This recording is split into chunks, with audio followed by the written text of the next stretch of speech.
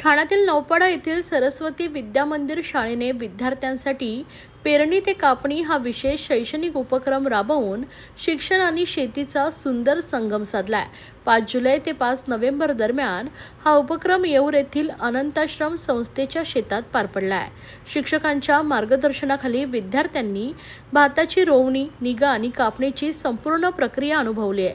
या उपक्रमाचा उद्देश विद्यार्थ्यांना शेतीचे महत्त्व समजावणे, शेतकऱ्यांच्या कष्टाचा आदर निर्माण करणे आणि हवामान बदलाचा भान देणे हा होता। कापणी महोत्सवात विद्यार्थ्यांनी पारंपरिक खेळ व कलाविष्कार सादर केले।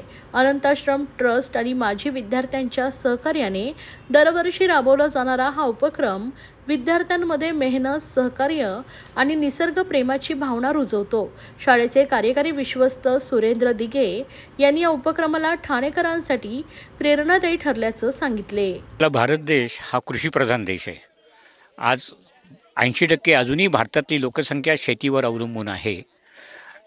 ही शेतकऱ्यांनी करणारी मेहनत, त्याला मिळणारे उत्पन्न हे शहरातल्या लोकांना कल्पना नसते। त्यांच्या येणाऱ्या अडचणी आता आपण गेल्या 2 महिन्यात बघितल्या आहेत। अकाळी येणाऱ्या पावसामुळे हातातलं पीक जातं शेतकऱ्यांचं। आपल्या नवीन शैक्षणिक धोरणामध्ये कला कौशल्य विकास हा भाग घेतलेला आहे।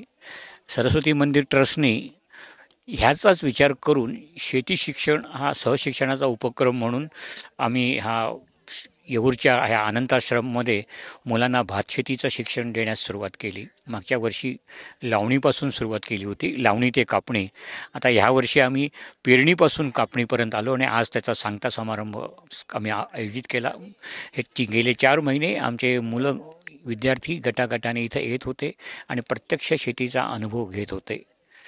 भविष्यामध्ये ही मुलं अशाच कौशल्याचा विकास त्यांचा जो होतोय त्याचा विकास करत स्वतःच्या पायावर उभे राहतील असा आत्मनिर्भर आपल्या देशाच्या निमित्ताने हे पहिले आम्ही पाऊल टाकलेलं आहे। ह्याचं अनंताश्रम ह्या येऊरमधील संस्थेने आम्हाला जे सहकार्य दिलं, विशेषतः लाडसर, संकेत आणि स्वराज यांचं मी खरंच मनपूर्वक आभार मानतो। आमची माजी विद्यार्थिनी जी कृषी विद्यापीठाची पदवीधर आहे आणि चॅन्सेलर मेडल विनर आहे, सुवर्णपदक विजेती आहे, सीमा हर्डीकर, तिने ह्या बाबतीत आमच्या मुलांना मार्गदर्शन पण केलं। हा उपक्रम आम्ही असाच पुढे चालू ठेवणार आहोत।